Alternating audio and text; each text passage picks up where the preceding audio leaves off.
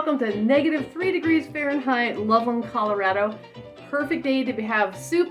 So the star of today's soup is going to be the potato. So we're just going to make a traditional potato soup. We might make some bacon to sprinkle on the top, and maybe we'll sprinkle a little cheese at the end. So here we go. What I love about this soup is I almost always have all of the ingredients on hand. So you can make it as fancy as you want or as plain as you want. I've got some substitutions too because I have to watch my fat intake. So we're going to use a couple potatoes, an onion, butter. I can't believe it's not butter. Well, this is actually a crock pot recipe. So we're going to put it, you can either put it on for 4 hours on high or 6 hours on low. I'm a little bit late today, so I think I'm going to choose the 4-hour option. Salt, pepper, broth. It calls for chicken broth. Oop, I pointed over there. I meant there. I'm actually going to use vegetable broth because it's fat-free.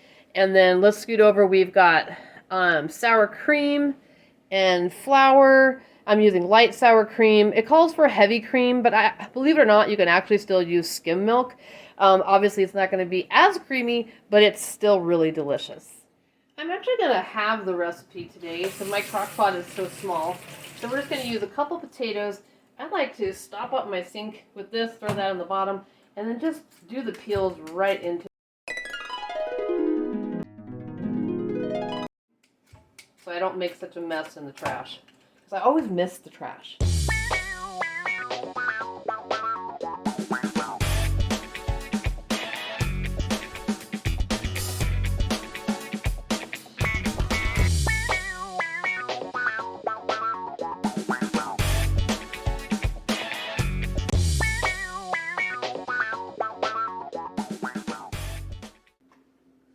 Let's get chopping.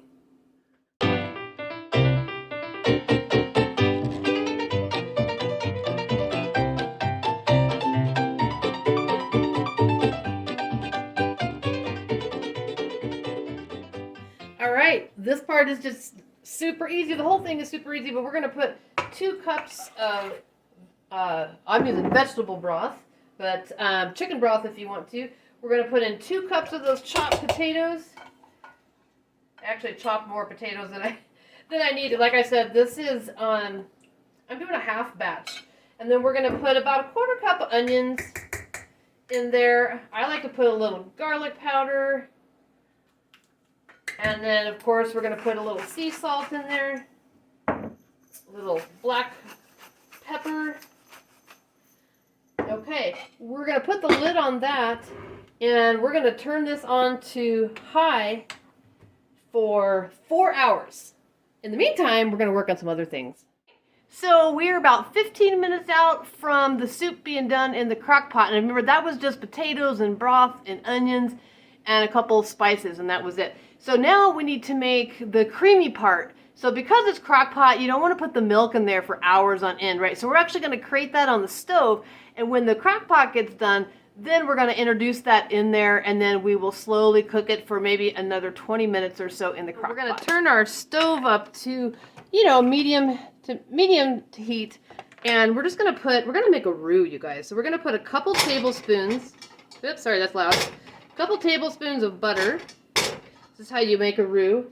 And then we need to put in a little bit of flour. We're going to kind of make a little bit of a paste here. So about a 1/4 cup of flour. We're going to melt this first, though. Kind of stir your butter around in there. Once that's melted, we're going to add that flour to that, and I'll show you. We'll kind of make a paste, and then we'll go from there. I'm just going to use about 1/8 cup of flour since I'm cutting this in half. And let's go ahead and spread that around in there. And then what I like to do is to use a whisk. And so what we're going to do is make this little paste. I like to brown a roux so it doesn't taste completely floury. I feel like you got to break it down, let it cook for just a minute or two until it kind of gets brown. And then a roux, you guys, then you add your liquids to that. We're going to add some milk and some sour cream, and the roux is what thickens that. So I'm going to let this cook for a minute, and then I'll add the milk and show you what we're going to do.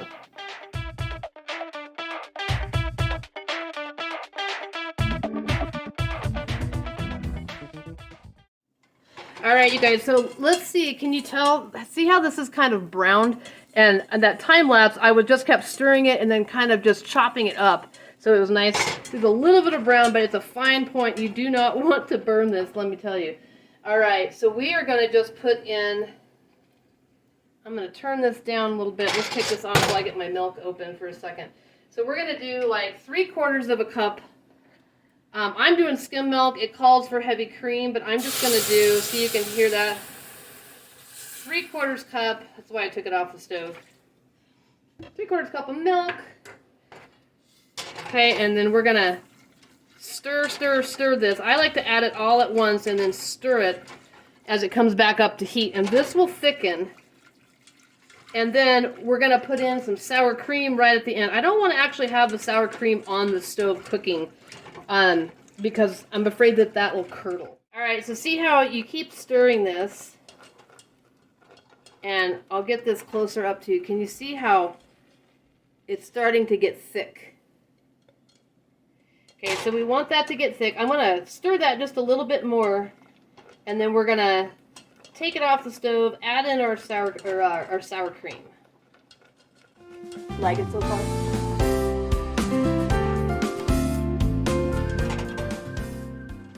Now that, I'm going to set that off to the side. I took it off the stove. We're going to put about 1/4 cup of sour cream in here. Okay, and I'm going to go ahead and mix that in there. Like I said, I don't want it to curdle, so I don't like to do that over the stove.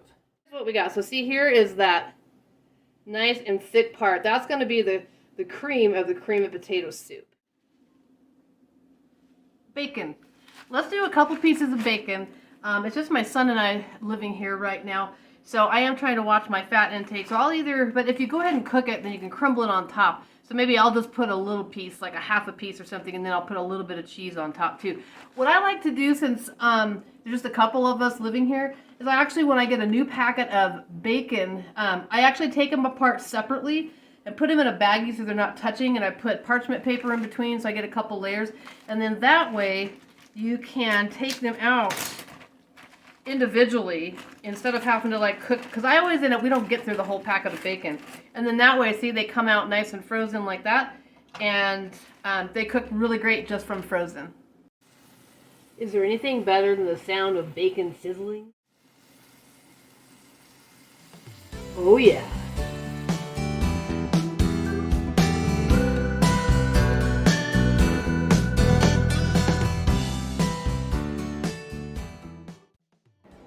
If you're aching for some bacon, does it smell great when it's cooking? So I did this a little bit crisp so that, because I want to be able to crumble it on top of my soup.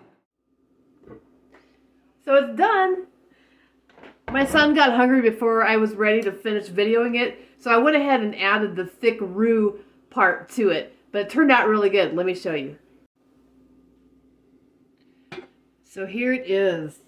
It turns out I probably could have made the full batch in this. And there was more in here, but my son already got into it. All right, let's get a bowl. And look at how it's gotten just nice and thick enough.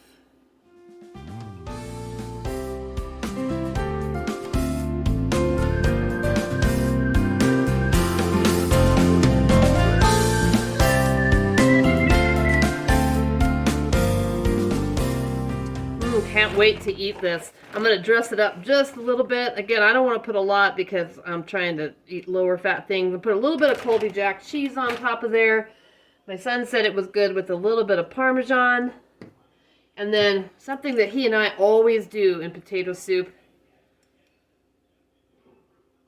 Cholula. Little bit of hot sauce on top of there. Like that.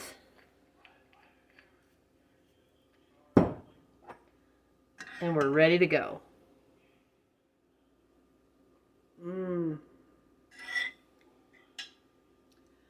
Nothing like a good old-fashioned cream of potato soup, right? Especially on a cold February winter's day here in Colorado. It's -3 degrees Fahrenheit, you guys. Hey, thanks for coming along. Thanks for watching. If you like this video, please consider subscribing to my channel and hitting that thumbs up. And also be sure to hit that bell so you know when I come on. Have a great one. Catch you on the next one. I'm out. I almost forgot the bacon. Phew! I wanted to show you that I did put it on.